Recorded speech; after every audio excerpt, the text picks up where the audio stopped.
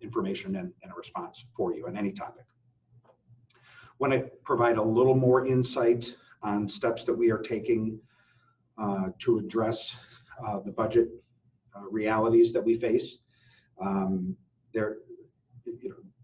I don't know that there was as much meat on the bones to the skeleton we announced last week, so I wanted to provide a little more information specifically on what we are doing with the 180 non-union City of Toledo employees who are going to take 5 unpaid furlough days over the next 5 pay periods.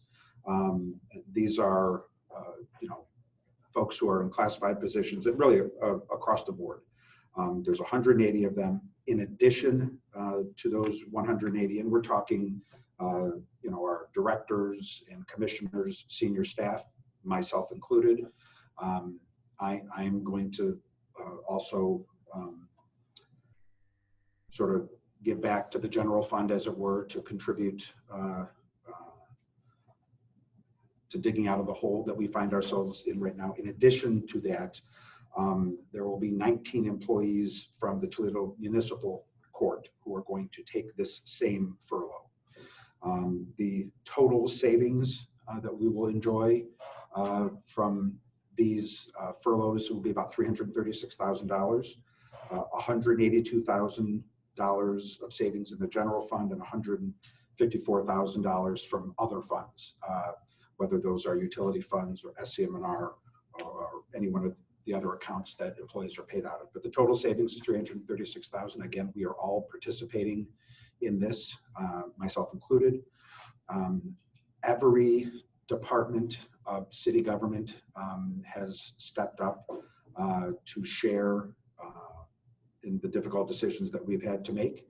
And this is just another piece of that puzzle. I wanted to make sure that the media knew that that was happening and what the dollar amounts were. There have been questions about issue 1 that have been raised from time to time, either on social media. I know members of the media have had questions, and I think now, in the context of the budget, I want to talk through. I want to talk through some things in terms of what, of how we are thinking about our payroll income tax collections in the context of issue 1. I think, as everyone knows, issue 1 is a proposal that City Council put on the ballot last year. There was a pretty robust campaign regarding issue 1 for the first several months of this year. On the day that Governor DeWine postponed the election, 10,000 voters had already voted on that issue. Now, there's no question things have changed since those initial 10,000 voters voted. But the election was underway, and it continues, and it will end on Tuesday. I think, as we all know, it is an absentee-only election primarily. If you want to vote, if you haven't voted yet, you want to vote, you'll need to do so with an absentee ballot, and it has to be postmarked Monday, and the election closes on Tuesday. I mention it for this reason. I think all of you would concede that we haven't run much of a campaign since the crisis began. Not that we don't believe in it, we do. In fact, I have in the past, and will again make the case it's more important to our community than ever that issue 1 pass. But from a campaigning standpoint, it just hasn't been a priority of ours. We've been sincerely trying to put one foot in front of the other and to keep people safe and to keep people alive. That's been our focus. So you haven't seen the news conferences, the TV commercials, the balloons falling from the sky, and and all those other signs, all those things that you normally associate with the campaign. Just haven't done it. It just hasn't been a priority. But the issue is still on the ballot. Again, 10,000 people had already voted on this thing before our world changed. So you can't put the toothpaste back in the tube. One way or another, we are going to find out on Tuesday whether issue 1 passes or it doesn't. In the scenarios that we are running with our finance department, we are going to be able to react to a world where either it passes and we have a series of options that would lead us toward, or it doesn't pass, and that opens up a different set of options. The scenarios we are running involve both passage on Tuesday and the issue failing on Tuesday, and we will react to it and be prepared for it regardless. And I do believe and know that we will emerge from the situation we're in a thoughtful and collaborative manner. I will say that, in my judgment, it is more important than ever that we pass issue 1. And I highlight this because I think it reveals perhaps a philosophical point, a philosophical value of mine that I believe has the support of members of City Council, but there may be some members of Council with whom I may have a policy difference. It's not an indication of anything other than just an honest difference of opinion on the importance of public works and capital spending during times of economic distress. This is a theoretical question in some ways. The New Deal, Franklin Roosevelt's New Deal, is still debated to this day, whether that was something that helped the country get out of the Depression or whether it was actually the beginning of of citizens' reliance on government programs that is unhealthy. That's a robust debate that people can have to this day and do have to this day.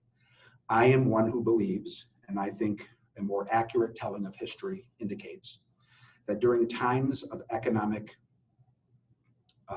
struggle, that a robust program of public capital spending is crucial to help an economy get back on its feet. I think that is the lesson of the New Deal. I think that is the lesson of jobs programs and work programs. Long before we were facing the reality we're facing on COVID-19, I know all media was represented. I'm not sure who was covering this news conference, so I don't know if you individually were in attendance at my State of the City address. I know your news organizations were. I spoke about as clearly as I know how about my belief that a robust program of public investment not only is what we need in Toledo today, but it is what helped Toledo become the city it was in the 20th century.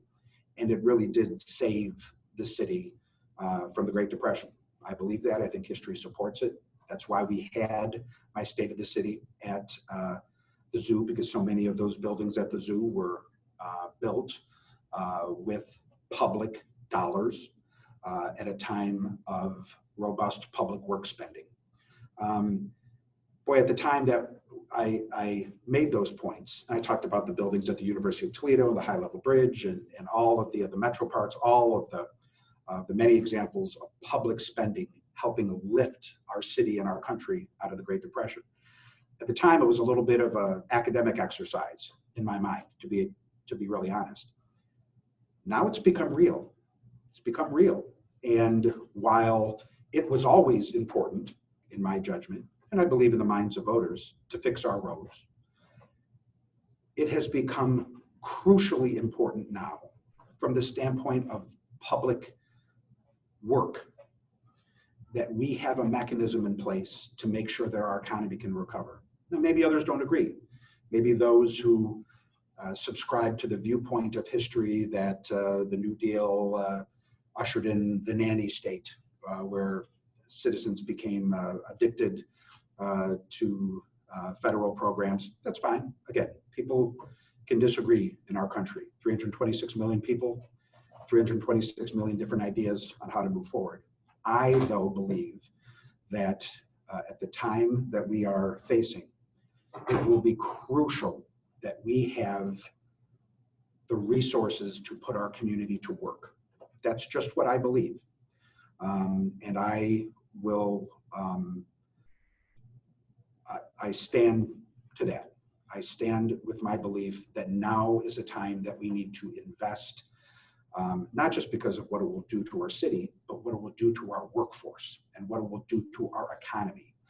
At a time when unemployment is going to be approaching 25%, perhaps, we're told in the next couple weeks, there's going to be an awful lot of people who fix roads, who put roofs on shelter houses, who dig up tennis courts and improve them, who make improvements to the Ottawa Park ice rink that we have in mind. That it's not the New Deal, but it might be our little mini stimulus program. That's what I'm saying. All of this is possible because of what issue 1 fundamentally does. And I've said it, I don't know how many times. I'll say it again. There are people for ideological reasons who aren't going to believe it, but it is what it is. The key part of issue 1 is that if it passes, City Hall will have to spend capital money on capital projects. It will not be able to take capital money and transfer it to the general fund. Remember, 10 years ago, the last time we were facing an economic crisis like this, the city responded in the exact opposite way. The city responded by allowing capital money to be taken out of the capital budget and transferred and spent on the general fund. For the 10 years since, City Hall has gotten in the habit of robbing Peter to pay Paul. I believe we should respond to this crisis in the exact opposite way, to make sure that we have a firewall between capital spending and general fund spending. Not just because it will guarantee that we have to fix these roads, because we will have to, but also because it is a built-in jobs program. It is something that will add to the economic recovery of this community. It's our mini stimulus program. It's our mini New Deal. This is public works. These are jobs. And in my judgment, this is how perhaps the city should have responded to the last crisis 10 years ago, as opposed to allowing itself to rob Peter to pay Paul. So when issue 1 passes, we will have to spend $500 million over 10 years on public works, on building things, on fixing things, on doing things. Yes, including roads. That is why I've been able to say, and have said all along, that passing issue 1 will fix the roads, because we will have to. Even in this time of crisis, we will have to. And that's a good thing, because while we want to replenish the general fund so we can bring back our TEL employees and accomplish a number of other things we need to do on public safety and some other things, we also want our citizens to work. We want them to have jobs. We want the economic vitality of our community to be sustained. And so now issue 1 provides us that double benefit. Not only does it guarantee that the roads get fixed and all of the other things we talked about, now it also provides a jobs program for our community. There are going to be those who disagree with that, but that is how I see it. I do believe that it's more important than ever to pass it. We will know one way or another. We'll know on Tuesday, and we'll adjust to that reality one way or another. But that is my philosophy, not just on issue 1, but on a larger level on capital spending. And I mentioned this, and I think I'll just end on this part of the budget by saying that we really value the relationship we have with City Council. We really do. We're all public officials, and we have different viewpoints and ideas on the right way forward. But generally speaking, we govern by consensus. Of all the ordinances that City Council has considered since I've been mayor, now it's not quite 2.5 years, 93% of all ordinances not only have passed, they've passed unanimously. So we get along, we cooperate. I think that's what the public wants. I know there's attention always dedicated to our moments of disagreement, but we agree a heck of a lot more than we disagree, to the tune of 93% unanimity. On the budget, I think that is where we have seen the most collaboration with City Council and the most cooperation. From 1994, January of 1994 to January of 2018, the entire history of the strong mayor form of government, January of 94 to January of 2018, there was no budget task force. There was no joint mayor council budget task force. The idea of collaborating with City Council on the budget in those days was the mayor developing a budget, City Council seeing it for the first time on November 15th, and then having about 6 or 7 weeks to debate it. Not a lot of collaboration, not a lot of cooperation there. Starting in January 18, when I became mayor, we formed a task force with City Council, and now we build our budget hand in hand with Council over the course of the entire year. So there are no surprises by the time the administration produces its budget in November. We've built that document together. And it's why we've been able to pass unanimous budgets. It's why there's been such cooperation and support. And I think it's also why together we turned a deficit in January of 2018 into a surplus, the surplus we enjoyed before the economy shut off. And that continues. That continues today as we try to work through the situation we're in right now. There may be, it's probably too soon to know for sure, but there could be the beginnings of a sort of maybe a philosophical difference that some members of council may have on this question of capital spending, public spending, public works, jobs programs. And I think you may have seen, I know there's going to be some questions about it. So we saw that at the council meeting the other day with the ordinance that was passed on sort of emergency maintenance repairs, where the administration and council, when we passed the budget, agreed on a certain dollar amount. Council passed an amendment for a smaller dollar amount. And in fact, that occasioned my first veto as mayor.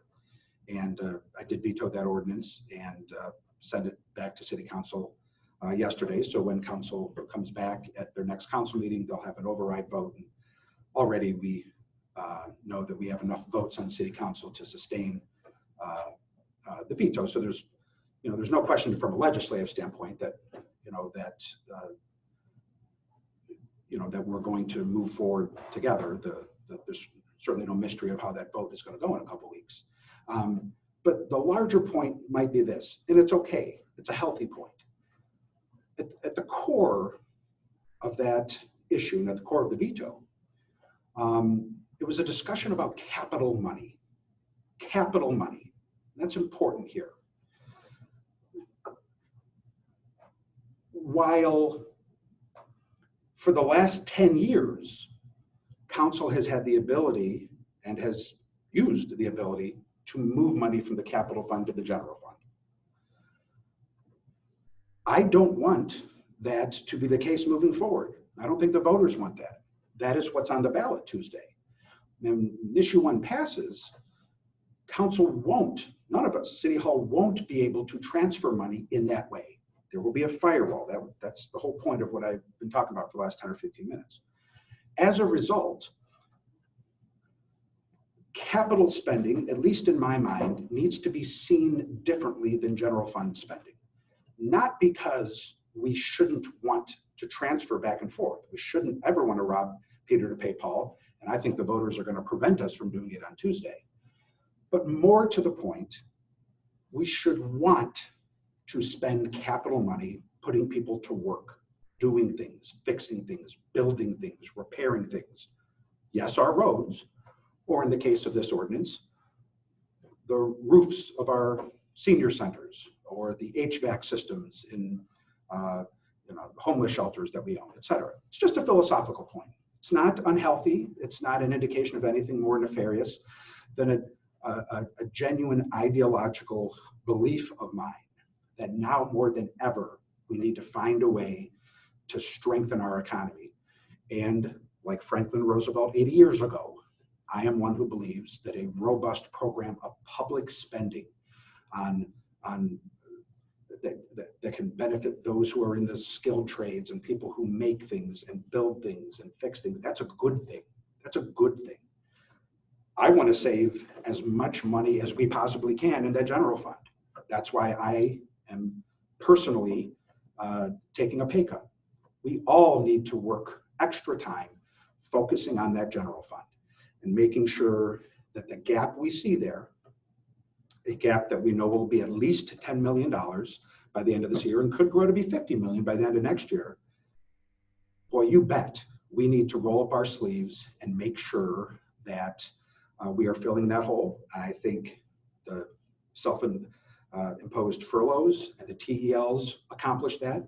I do think there will eventually be state and federal aid that will accomplish that. Issue 1 may pass and help us accomplish that. All of those things are important. We need to do that. But going forward, we may find, we may not, but we may find that there is a philosophical difference on how we treat capital money. I am one who believes that now is a crucial time for us to invest in ourselves, not just because it'll fix our streets or improve our parks, but because it's going to put Toledo back to work. And that's a value I have, and others may not share it, and that's okay. It's healthy to disagree in a democracy, but I am going to always stand for what's best for the taxpayer and what's best for the worker and what's best for the citizens of our community. So just wanted to kind of put a bow on that because I know it's a question in some people's minds. As I conclude, I think I want to point out 2 other things. We all look forward to the governor's announcement tomorrow. Of all the announcements he has made during the COVID-19 crisis, I think tomorrow's promises to be among the most significant. Tomorrow he will be announcing the rules and parameters for which businesses open on May 1st and the rules by which they will open. I'm fairly certain that you will see sort of manufacturing, retail type businesses being first on his list when he announces it tomorrow, again with rules and restrictions, but I think you'll see that first. As I stand here, I'm not sure if restaurants are going to be in that first wave of openings. I don't know what the governor is going to decide there, and that's why I, as many other Ohioans, are anxiously awaiting his news conference tomorrow when he will make these announcements. I know the expectation is that whatever he orders, that local officials are going to have to enforce these orders, and I know our local health department is aware of that, and they stand poised to meet the challenge of enforcement, which will be a much more difficult type of enforcement than what they have faced to date. In other words, when the order is essentially stay home and don't go to work, that's pretty easy to enforce. You see a large group of people, gathered, that's pretty easy to enforce. You walk by and say, disperse. It's going to be a lot tougher when some businesses are allowed to open, but others aren't, and even the ones that are open have to do A, B, and C, X, Y. It's going to be tough, but I know our health department is ready. Finally, and I know Katie Crosby, our chief of staff, is with us on this call as well. I want to give her a chance just to speak very briefly about an initiative that I know that she has worked very hard on with community partners, and that is to find new and better and creative ways to communicate with the African American community and all communities of color on the seriousness of the COVID-19 crisis. There was a wonderful virtual town hall that took place on Sunday. There's going to be another one tomorrow. There are going to be some statewide speakers on that. And so, Katie, I know I'm putting you on the spot here a little bit, but if you just want to talk a little bit about tomorrow's event and why we're putting such a focus on communications with communities of color, I'd appreciate that. Sure. So in terms of why we're putting a focus on communities of color, nationwide, the data is showing that the COVID-19 virus disproportionately impacts communities of color.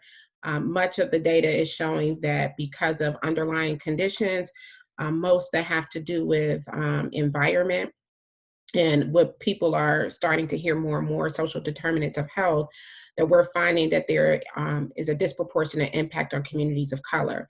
And so therefore, there is not only a statewide strategy, but all across the country, communities are looking at how we explain and communicate the importance of social distancing, washing your hands, and then also protecting yourselves, especially if you are a person with an underlying condition. Actually, this evening, we have a webinar. We have a series of Facebook Live events where we have folks who are providing education on the COVID-19 virus, as well as access to resources. So this evening, we will actually have Director Hall from the Ohio Department of Jobs and Family Services joining us to talk a little bit about unemployment and other benefits through the state of Ohio. And so while this session is targeting communities of color, I think it would be a great opportunity for the community in general to hear directly from Director Hall. In addition to that, we have Tanya Saunders, who is the Director of Planning and Development and the Executive Director of the Workforce Development Board for Lucas County. We have Kathy Tucker over NODA, which is a home ownership nonprofit organization. Shalonda Jones, who is with Toledo LISC and the Financial Opportunity Centers, and then Aisha Slyman, who is with ABLE and who will be given information about evictions and things like that. And so I think it's an excellent opportunity for the community to learn about the resources that are available, but then also the African American community to learn about those underlying conditions. We'll have more information about future sessions on the Toledo Lucas County Health Department website. These sessions are at 6 p.m. every Thursday through the end of May. So if you don't remember the session that's coming up, just remember that every Thursday at 6 o'clock through the end of May, you can join us on Facebook Live at the Toledo Lucas County Health Department website. Back to you, Mayor.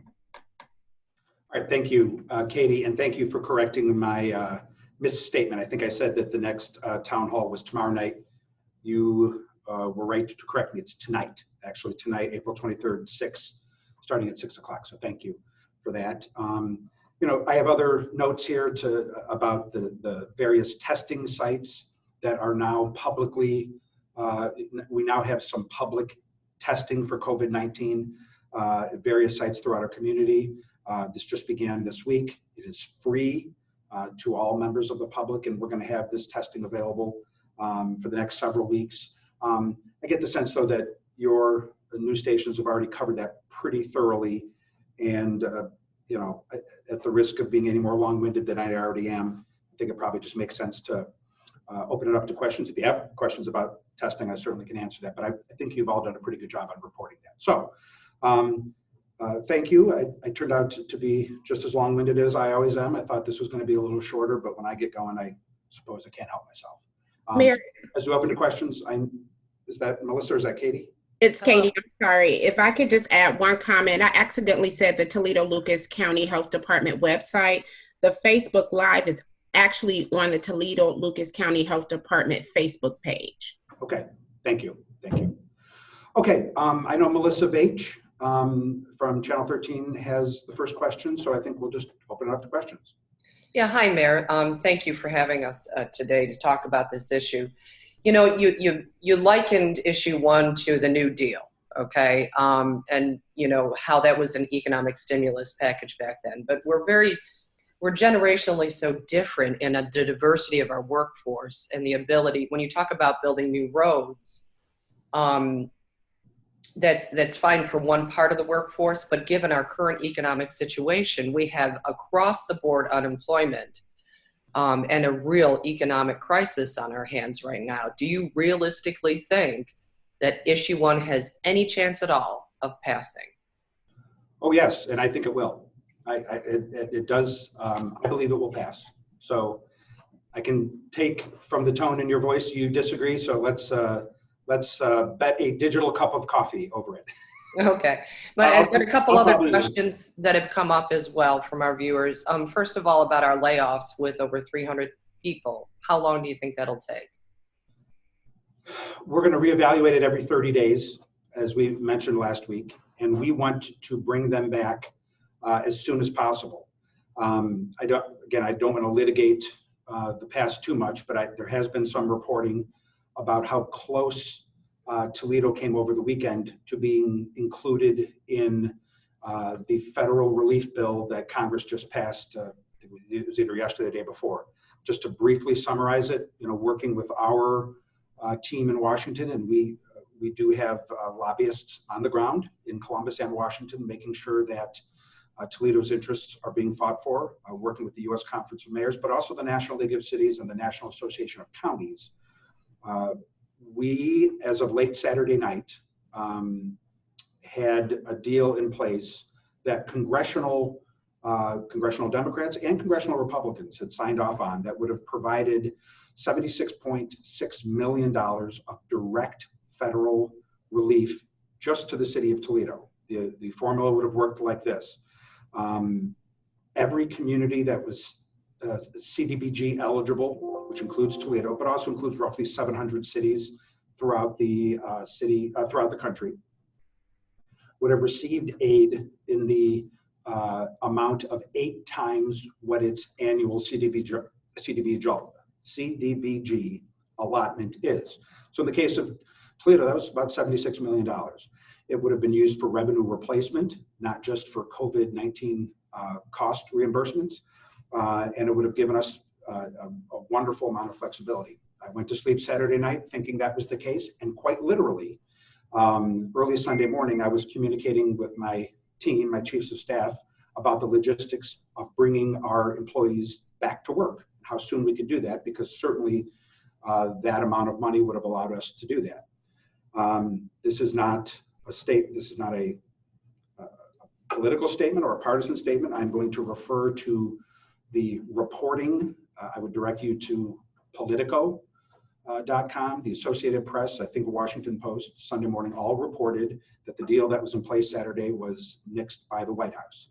And I know, I can only imagine that negotiations are complex, and I'm sure they were horse trading a number of things. And I'm not blaming anyone. It just is what it is. But the White House sort of put a kibosh on the $150 billion of aid to local communities, 76 million of which would have come to Toledo and would have allowed us to bring back our employees. Didn't happen. We know that Congress is going to come back around May 4th. There's going to be another bite at the apple. We're going to be right there fighting again. That's a little bit of history, but it's also my way of answering the question. Had the deal they had Saturday night held, we would be right now putting procedures in place for welcoming back our employees. That's what we've always said, that we don't want to do this. We didn't want to do it. We didn't cause this to happen. Fate chose it. And we're going to reevaluate every 30 days. But it didn't happen. And so we are going to some extent, go back to the drawing board and come up with other solutions. So there's a lot of moving parts here. There is federal aid that may, or in this case, may not come. There is an issue on the ballot Tuesday that either will or won't pass. There is the opportunity to take some resources out of our rainy day fund. All of those things are still in play, and so we're just gonna have to be nimble and react to events as they occur. So we want to bring them back today. We didn't want to TEL them in the first place. It's just a reality that we are in, and as soon as we can provide the financial path to bring back our workforce, we will do it, and I look forward to that day. That's the best answer I can give. Okay, one more quick question. Mayor, that we're getting a lot from our viewers as well. And this applies to the furloughed employees. A lot of our viewers are asking, at a time when you are furloughing even safety forces to a certain extent, why within each department we have communications people. Why are we hiring other communications people at a time when we're asking other communications professionals to take furloughs? That question has come up. I think you're talking about one particular individual. That was a decision that we shared with the county commissioners. This person works with the EOC almost exclusively. In fact, exclusively, the Emergency Operations Center, which is a joint operation between the city and county. So in collaboration and discussion with the county, we joined in the decision and joined in the truly minimal cost. And I know every penny is important, but I think it was, I want to say maybe $5,000 was the amount that the city put in. Again, every penny matters, but I do think for context, it's important what we're talking about here. We decided to share in that cost for two reasons. One, it is my belief that at a time like this, when there is so much confusing information out there, that you can't have enough people working on communications. Even with this temporary hiring of this one particular individual, we still don't have enough communications officials. We have my legislative director, a woman named Gretchen DeBacker, whose job it is to write ordinances and develop policy. For the last 6 weeks, she's had to put those duties on hold and to join our communications team. And even that's not enough. We have a handful of people in the mayor's office whose duties have been reassigned to communications, and even that is not enough. If you believe, like I do, that communication is the most crucial thing to happen right now, you can never have enough bodies, whether they are well-known faces to the community or faceless civil servants. You can't have enough. Secondly, though, and this is probably unique to this one particular individual, whom I'm guessing you don't want me to name, she has over the years developed a stature within the community that allows her, in our judgment, to be a trusted, non-political face for the delivery of information. I know what the public thinks of elected officials. I know what they think about politicians and the scoundrels in Washington and the nincompoops who run City Hall. I mean, I get it.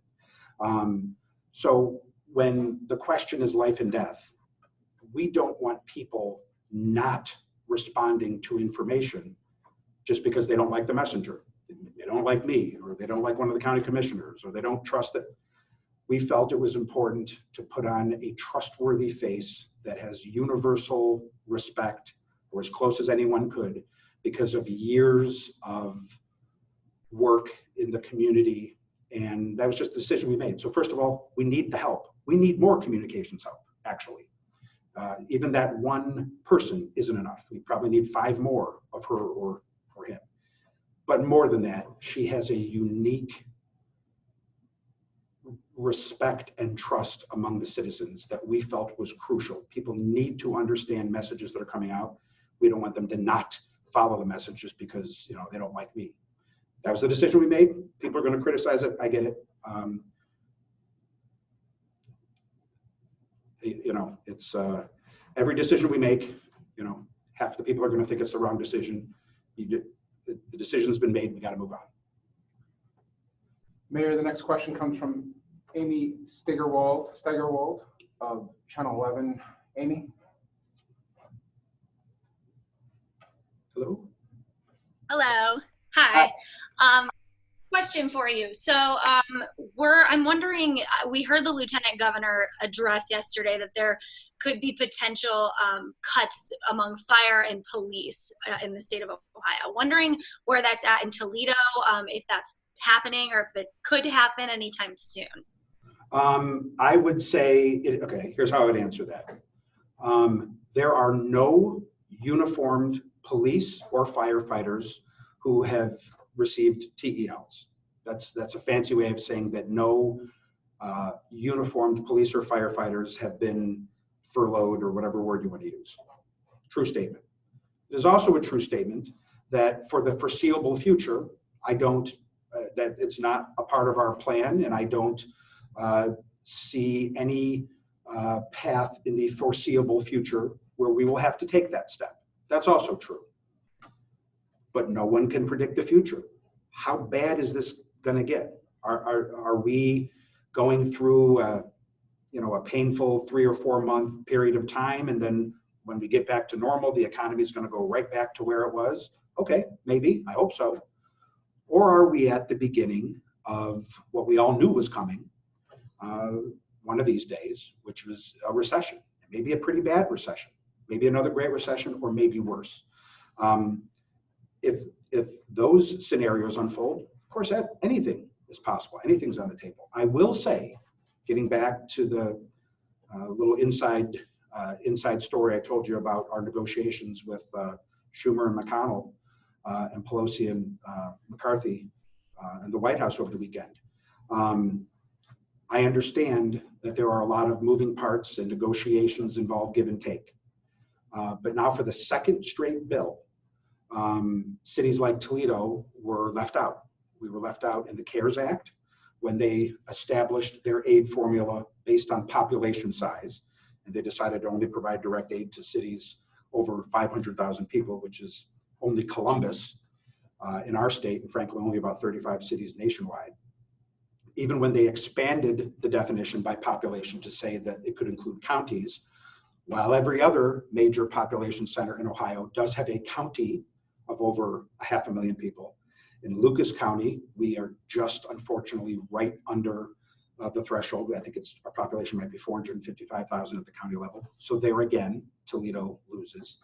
I told you of my disappointment of what happened over the weekend, where Pelosi, Schumer, McCarthy, and McConnell all agreed, and Sunday morning, according to Politico, according to the Washington Post and the Associated Press, the White House killed the deal. Again, it's not a partisan statement. That's just what happened.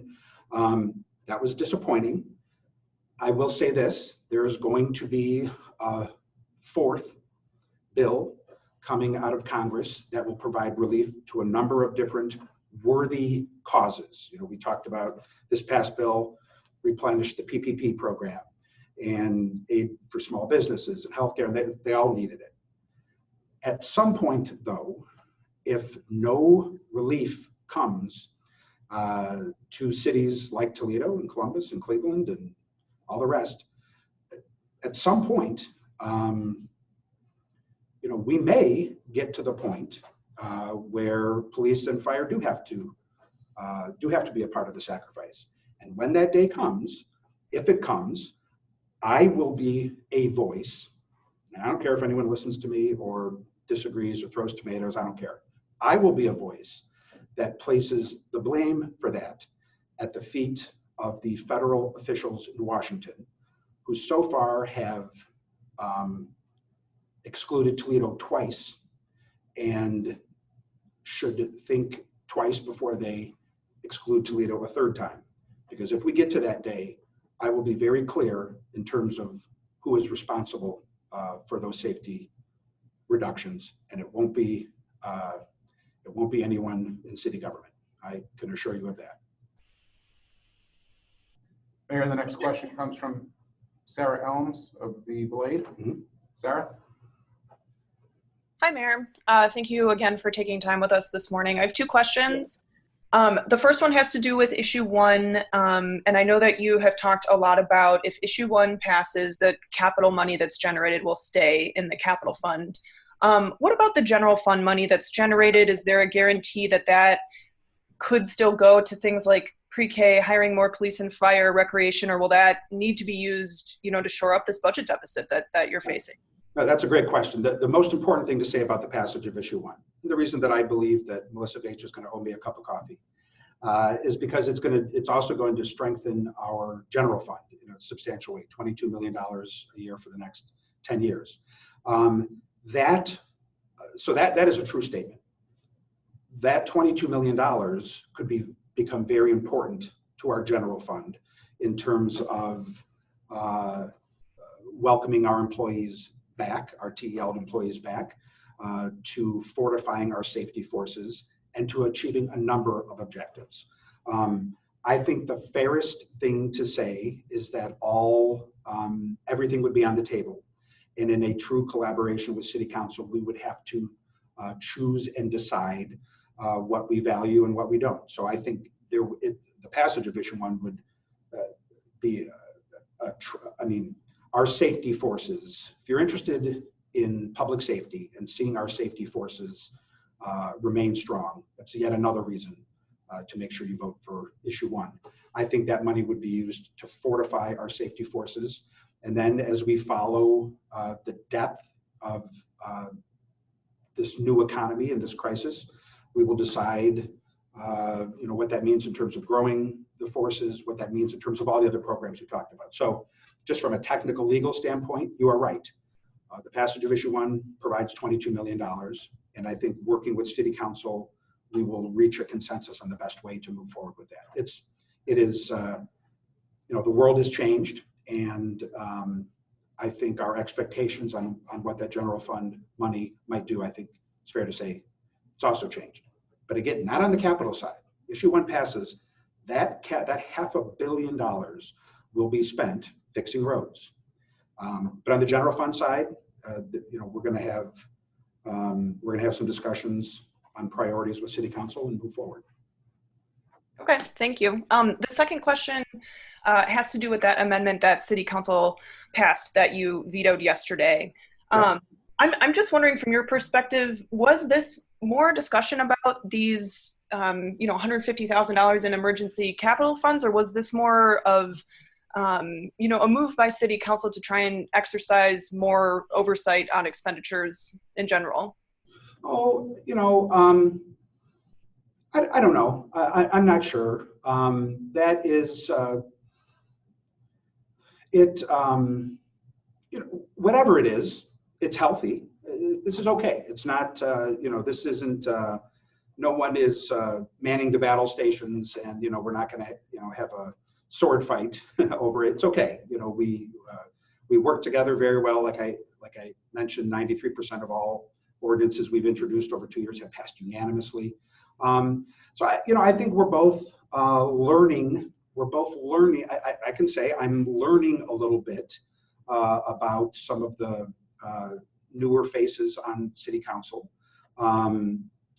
It wasn't really until maybe the next, the City Council meeting was on Tuesday, and we had a budget task force meeting on Wednesday. And so we got right back to work.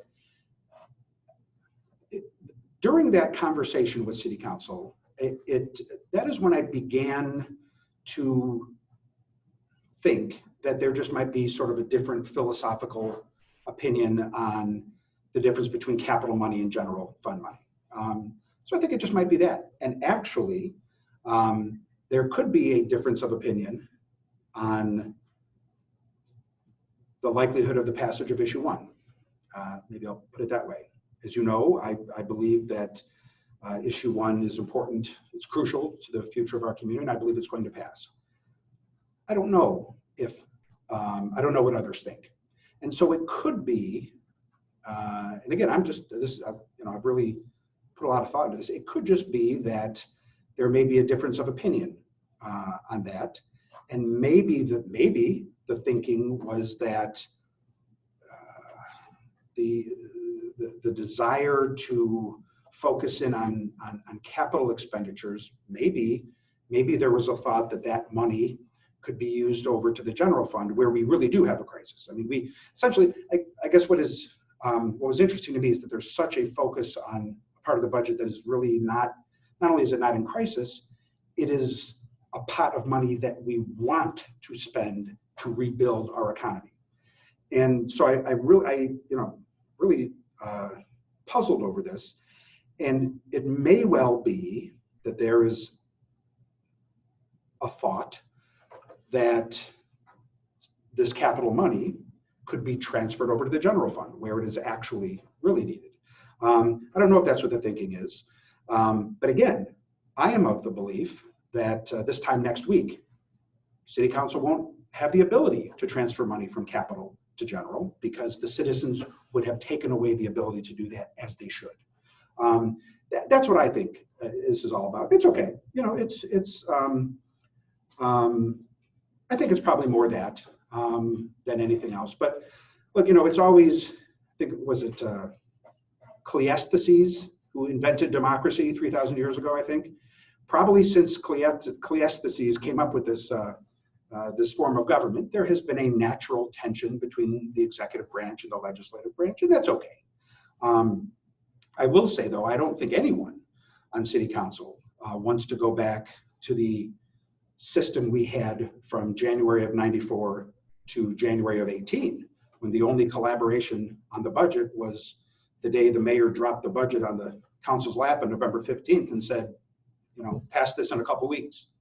Nobody wants that. And so the sort of collaboration we have, I think, is healthy. I